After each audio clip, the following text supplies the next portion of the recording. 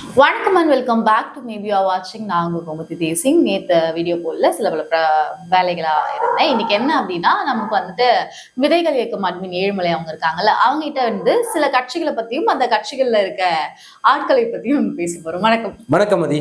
Okay, இப்போ நீங்க நிறைய பாலிடிக்ஸ் ரிலேட்டடா நிறைய வீடியோஸ்லாம் பண்ணிட்டு இருக்கீங்கல்ல, அதுல வந்து நிறைய விமர்சனம் பண்றீங்க, எல்லாரும் உங்களுக்கு கேள்வி கேட்கறாங்க. இப்போ என்னுடைய கேள்வி என்ன அப்படின்னா, நான் உங்கள்கிட்ட வந்து சில கட்சியை பத்தியும் சில நபர்களை பத்தியும் கேட்பேன். அவங்களை பத்தி உங்களுடைய கருத்து என்ன, and then அவங்க இப்படிலாம் ஏன் பண்றாங்க அப்படின்ற ஒரு திங்கிங் இருக்குல்ல, அதை நீங்க பேச போறீங்க. டிஎம்கே ஸ்டாலின் அவர்கள் 420 கட்சி அப்படின்னாக்கா அது திமுகவை தான் நாம சொல்லலாம். ஏன்னாக்கா இன்றைக்கு வரைக்கும் அவனுக்கு வந்து அவங்க கட்சிக்காக உழைக்கிறவங்களுக்கு எந்த அதிகாரமே கொடுக்க மாட்டாங்க. குடும்பத்தோடு சுரண்டி கொழுப்பது எப்படின்றது திமுக தான் நம்ம கத்துக்கணும். ஏன்னாக்கா திமுகவுல ஒரு தலைவர் ஒரு குழந்தை பிறக்குது அப்படின்னா, திமுக தலைமை குடும்பத்துல ஒரு குழந்தை பிறக்குதுன்னா, அந்த குழந்தை பிறக்கும் போதே திமுகவினுடைய தலைவர்னு முத்திரை குத்தப்படும். இவர் தான் அடுத்த முதலமைச்சர், இவர் தான் அடுத்த விளையாட்டுத்துறை அமைச்சர், இவர் தான் வந்து துணை மேயர், எதா இருந்தாலும் இந்த திமுக குடும்பம் தான், இவர் தலைமையில தான் மத்தவங்க எல்லாம் இயங்குன்னு சொல்லிட்டு ஒரு முத்திரை குத்திடுவாங்க. கருணாநிதி எப்ப திமுகவினுடைய தலைமை ஏற்றாரோ அன்றையிலிருந்து அந்த குடும்பத்துக்கான ஒரு கட்சியாக அந்த திமுக மாறிடுச்சு. ஸ்டாலின் வந்து ஒன்றும் தெரியாத ஒரு அப்பாவி மனிதர். அவரை தூக்கிட்டு வந்து ஒரு பொறுப்புல உட்கார வச்சு அவங்களை சுத்தி இருக்க எல்லாருமே அவரை ஏமாத்துறாங்க. எல்லாரும் என்ன ஏமாத்துறாங்கப்பா அப்படின்னு விவேக் சொல்லுவார் இல்லையா, அந்த மாதிரி எல்லாரும் சுத்தி நின்று அவரை ஏமாத்துறாங்க. ஊடகமா இருக்கட்டும், அந்த கட்சி உறுப்பினராக இருக்கட்டும், நீங்க ஒரு சிறந்த முதல்வர் அவரை ஏமாத்திட்டு இருக்காங்க. ஆனால் ஒன்றும் தெரியாத தமிழ்நாடு வரலாற்றில் இது வரைக்கும் ஒரு தத்தியான முதலமைச்சர் யாருன்னா அது மு.க. ஸ்டாலின் அவர்கள் தான். ஒரு 5 நிமிஷம் கூட கீழே குனிஞ்சு பார்க்காம பேப்பரை பார்க்காம அவரால் பேசவே முடியாது என்பதுல அவர் வந்து ஒரு வல்லவர்னு சொல்லலாம். அது மட்டும் இல்லாமல் ஒரு மிகச்சிறந்த தமிழ் அறிஞர் அப்படி சொல்லலாம். ஏன்னா திருக்குறளுக்கு குறளோவியம் எழுதிய கருணாநிதியினுடைய மகன் இளமை புகுத்தி விடும்னு ஒரு புதிய ஒரு அத்தியாயத்தை திறந்து விட்டார்ல, அப்படி ஒரு மாபெரும் தமிழ் மூதறிஞர்னா நம்ம ஸ்டாலின் ஐயா தான். இப்போ ஸ்டாலின் அவர்களை சொன்னா கூட ஒரு சில பேர் அக்செப்ட் பண்ணிக்கிறாங்க. இன்னொரு பர்சன் இருக்காருல்ல, உதயநிதி ஸ்டாலின் அப்படின்னு சொல்லிட்டு, அவர்லாம் அக்செப்ட் பண்ணவே ரெடியா இருக்க மாட்டாங்க. அவர் என்ன போராட்டத்துக்கு வந்தாரு, அவர் வந்து நீங்க துணை முதலமைச்சர் எல்லாம் சொல்றீங்க அப்படின்னு ஒரு கேள்வி வருது. உதயநிதி அவர்கள் வந்து மிகப்பெரிய போராட்ட வாழ்வை சந்தித்து தான் இந்த இதுக்கே வந்திருக்கிறார். ஏன்னா தமிழ் சினிமாவில் வந்து அவர் உள்ள புகுந்து தமிழ் சினிமாவை வந்து மிக திறம்பட வந்து அதுல ஒரு போர் புரிஞ்சு அந்த தமிழ் சினிமாவை கைப்பற்றுறாரு. அப்புறம் இங்கிருந்து ஒரு மிகப்பெரிய சவால்களுக்கு மத்தியில இங்க இருக்கக்கூடிய இடியினுடைய கண்ணை மறைச்சு, வருமானத்துறையினுடைய கண்ணை மறைச்சு, சிபிஐனுடைய கண்ணை மறைச்சு, லஞ்ச ஒழிப்புத்துறையுடைய கண்ணை மறைச்சு, இங்கிருந்து ஒரு நடிகைக்கு ஒரு 40 கோடி ரூபாய் துபாயில ஒரு பங்கா வாங்கி கொடுப்பது என்பது எவ்வளவு பெரிய போராட்டம். அது மட்டும் இல்லாம இங்க எவ்வளவோ மக்கள் கஷ்டப்படும் போது, சாப்பாட்டுக்கே வழி இல்லாம போது, வேலை வாய்ப்புகள் இல்லாத போது, அப்புறம் மாநகராட்சியில வந்து தூய்மை பணியாளர்களுக்கு சம்பளம் கொடுக்க காசு இல்லாத போது கூட அங்க ஒரு 200 கோடி ரூபாய் செலவு பண்ணி ஒரு போராட்டம் நடத்தி ஒரு நடிகைக்காக ஒரு கார் ரேஸ் நடத்தினார்ல, அது எவ்வளவு பெரிய போராட்டம். அது மட்டும் இல்லாம ஒரு நடிகையை வந்து விரும்பி அவர் கூட ஒன்னா இருந்து அந்த நடிகை கர்ப்பமாகி அப்புறம் வந்து நான் இவரதான் கட்டிக்குவேன் அப்படின்னு போராட்டம் பண்ணி, அவங்க குடும்ப உறுப்பினர்கள் கூட போராட்டம் பண்ணி நான் பால்டாயில் தான் குடிப்பேன் அப்படின்னு குடிச்சாருல, அப்ப அவ்வளவு பெரிய போராட்டம் எல்லாம் பண்ண தலைவர் இல்லையா அவரு. அப்ப இவ்வளவு போராட்டங்களை சந்தித்து வந்த ஒரு நபரை பார்த்து நீ என்ன போராடுனீங்க அப்படின்னு கேட்கும்பொழுது வந்து உங்கள் அறியாமையினுடைய உச்சம் இது. ஏன்னா உதயநிதி சந்திக்காத போராட்டம் கிடையாது, அவரு சந்திக்காத நடிகைகளோட போராட்டம் கிடையாது அப்படின்னு நான் சொல்லுவேன். அன்பில் மகேஷ் வந்து ஒரு நடிப்பு அரக்கன். படிச்சு சொல்லுங்கடா, கண்டிஷனை ஃபாலோ பண்ணுங்க. இப்படி ஒரு நடிகரை நாங்க பார்த்ததே இல்லை. உதயநிதியை விட நல்ல நடிகராரு. அதெல்லாம் எக்ஸ்பெக்டே பண்ணல. எல்லாரும் வந்து இந்த அளவுக்கு பண்றாரு இவரு அப்படின்ற மாதிரி இருந்துச்சு. அது செந்தில் பாலாஜி ஏதாவது அழுதா பரவாயில்ல, செந்தில் பாலாஜி அவரோட தொகுதி சரி அழலாம், சரி கரூர் அவருடைய இது அப்படின்னு. ஆமா, இவன் ஏன் சம்பந்தமே இல்லாம திருச்சிக்காரன் எதுக்கு ஏன் கரூருக்கு போய் கண்டிஷனை ஃபாலோ பண்ணுன்னு அழுதுனாக்க, அப்பதான் சொல்லு ஒரு நடிப்பு அரக்கன் அப்படின்னாக்க நம்ம அன்பில் மகேஷ் தான். நடிப்பு அரக்கன்ன்ற பெயர் வந்து இப்போதைக்கு வாட்டர்மெலன் ஸ்டாரை விட அன்பில் மகேஷுக்கு தான் இனிமே பொருந்தும். செந்தில் பாலாஜி அவர்கள் வந்து என்றைக்கு அவர் வந்து மிகப்பெரிய ஒரு போராளின்னு சொல்லுவேன் நான். செந்தில் பாலாஜி அவர் வந்து அவருடைய உழைப்பை வந்து நீங்க வந்து மலினப்படுத்தவே முடியாது. அவ்வளவு கடுமையான உழைப்புக்கு சொந்தக்காரர் தான் செந்தில் பாலாஜி அவர் வந்து இங்க அதிமுகவில் இருக்கட்டும், திமுகவில் இருக்கட்டும், அவர் எந்த கட்சியில இருக்காரோ அந்த கட்சிக்கு அப்படியே முழு விசுவாசியாக மாறிடுவாரு. அவர் 10 ரூபாயில அடிச்சதுல இருந்து, டிரான்ஸ்பார்மர் கொள்முதல் ஊழல்ல இருந்து, அப்புறம் போக்குவரத்து துறை ஊழல்ல இருந்து, அவர் எந்த துறைக்கு போனாலும் அந்த துறையில எப்படியெல்லாம் கமிஷன் எடுக்க முடியும், எப்படியெல்லாம் எடுத்து கொண்டு போய் தலைமைக்கு சேர்க்க முடியாதுல ஒரு பொறுப்பான அமைச்சர். அவர் கை வைக்காத துறையும் கிடையாது, காலி பண்ணாத கஜானாவும் கிடையாது. அப்ப அந்த வகையில செந்தில் பாலாஜியை பொறுத்த வரைக்கும் அவரை 10 ரூபா பாலாஜி என்பதை விட ஒரு பொறுப்பான அமைச்சர் அப்படின்னு நம்ம சொல்லலாம். ஒரு ஆகச்சிறந்த அடிமைகளில் மிகச்சிறந்த அடிமை யாருனாக்க நம்ம அண்ணன் செந்தில் பாலாஜி தான். இப்ப யூஸ்வலாவே நமக்கு வந்துட்டு ஒரு விஷயம் அப்படின்னா இவங்களுடைய பேர் தான் முதல்ல ஞாபகம் வரும். யார் அவங்கன்னா மேயர் பிரியா அவங்க. ஆமா, ஏன்னா திமுகவுல அழகா இருக்கவங்களுக்கு பதவி வந்து சீக்கிரம் கொடுத்துருவாங்க. மாதிரி உங்களுக்கும் திமுகவுல வாய்ப்பு இருக்க மாதிரி நான் நினைக்கிறேன். நீங்களும் கூடிய விரைவில் திமுக சதியில விரைவில் மேயர் ஆகலாம், எம்எல்ஏ ஆகலாம். தமிழ்ச்சி தங்கப்பாண்டியனா இருக்கட்டும், தமிழ்ச்சி தங்கப்பாண்டியெல்லாம் உதயநிதி ஸ்டாலினும் புகழ்ந்திருப்பாரு. இப்படி ஒரு அழகான வேட்பாளர் திமுக தவிர வேற யாருக்கு இருக்க போறா, இப்படி ஒரு அழகான வேட்பாளருக்கு நீங்க ஓட்டு போடணும்னு சொல்லியிருப்பாரு. அதே மாதிரிதான் மேயர் பிரியா அவர்களும் சேகர் பாபு அவர்களையும் வைத்து போடக்கூடிய ரீல்ஸ் எல்லாம் உங்களுக்கு தெரியும்.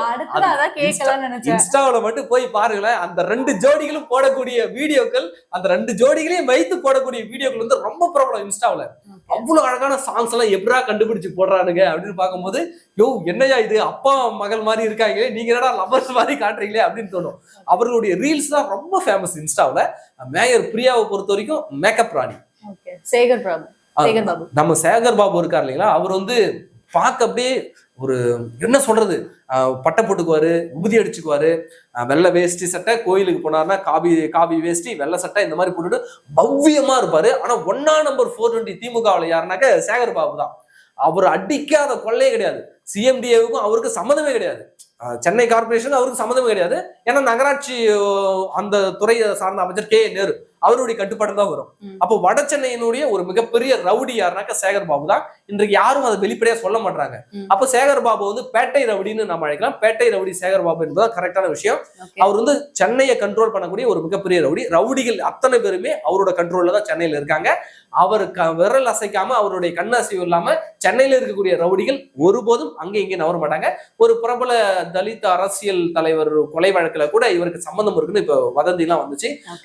இதையெல்லாம் தாண்டி மேயர் பிரியாவும் சேகர் பாபு அவர்களும் ரீல்ஸ் போட்டாங்கன்னாக்கா அது இன்னும் நல்லா இருக்கும். அவர்கள் இன்னும் ரீல்ஸ் போடணும், நாங்க வந்து ஊக்கப்படுத்தணும்னு நாங்க சொல்லுவோம். பொதுவாவே ஒரு துறை இருக்கு அப்படின்னா எல்லாரையும் அவங்கவுங்களுடைய துறையில வந்து ரொம்ப சிறந்திருப்பாங்க, ஓகேவா? ஆனா இவர் என்ன பண்ணுவாரு அப்படின்னா, அவர் துறையில பிரச்சனை நடந்துச்சா அது எல்லாத்தையும் விட்டுருவாரு, போய் பார்க்க மாட்டாரு, பேச மாட்டாரு. ஆனா மத்த துறையில தானே அந்த பயப்புள்ளதான் அந்த சுகாதாரத்துறை, அந்த சுகாதாரத்துறை சுத்தமா நாசமாயிடுச்சு.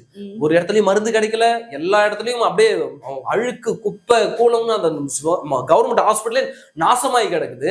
ஆனா இவரு மாரத்தான் ஓடிக்கிட்டு இருப்பாரு இந்த பக்கம்.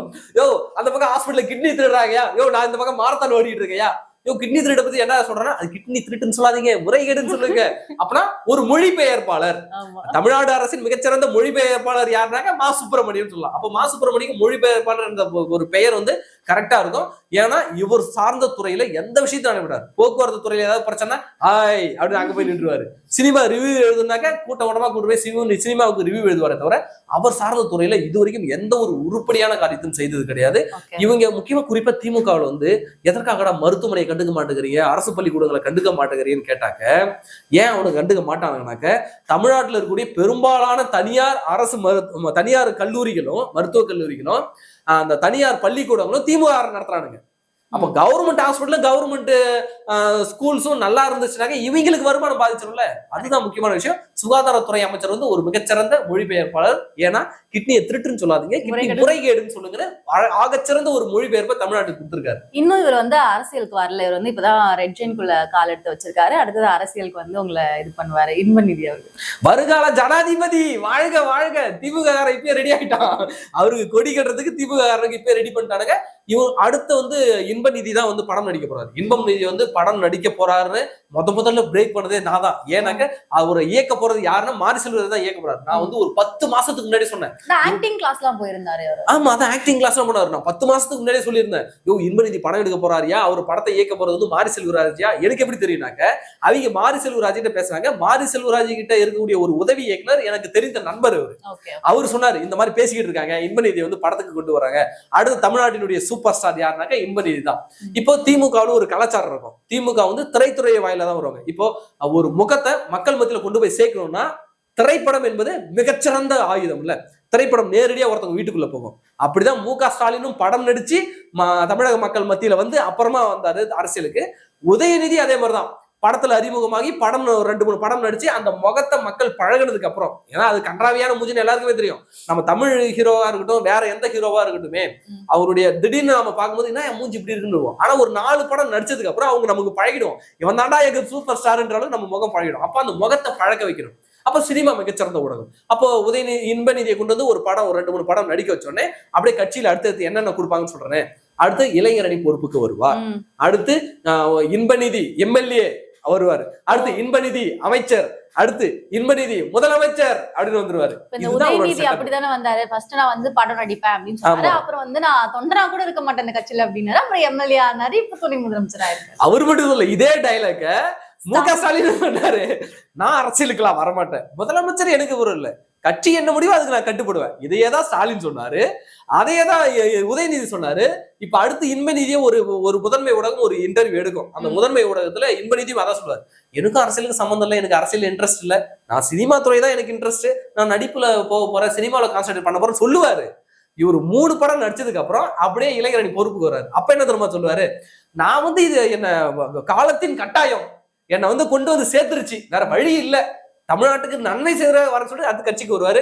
அடுத்து வந்து இளைஞரணி பொறுப்புக்கு வருவாரு, அப்புறம் எம்எல்ஏ ஆகுவாரு, அப்புறம் வந்து துணை முதலமைச்சர் ஆவாரு, அப்புறம் முதலமைச்சர் ஆவாரு. இதுதான் இன்பநிதியுடைய எதிர்காலம். குடும்பமா சேர்ந்து இதே ப்ராசஸோட. ஆமா, அதனாலதான் நம்ம சொல்றோம் ஒரு 420 கட்சி தமிழ்நாட்டுல இருக்குனாக்க இந்த திமுக தான். இவங்க தான் அந்த திமுகவோட குடும்பமோடு பட்டா போட்டு அனுபவிச்சுட்டு இருக்காங்க. ஓகே, உங்க நேரத்தை செலவழிச்சு திமுக பத்தி இவ்வளவு ஒரு நல்ல விஷயமா சொன்னதுக்கு வந்து ரொம்ப நன்றி. அவங்களுடைய கட்சி தலைவர்கள் அமைச்சர்கள்லாம் பார்த்தாங்கன்னா ரொம்ப பெருமைப்படுவாங்க. நிச்சயமா மதி. தேங்க்யூ. நன்றி.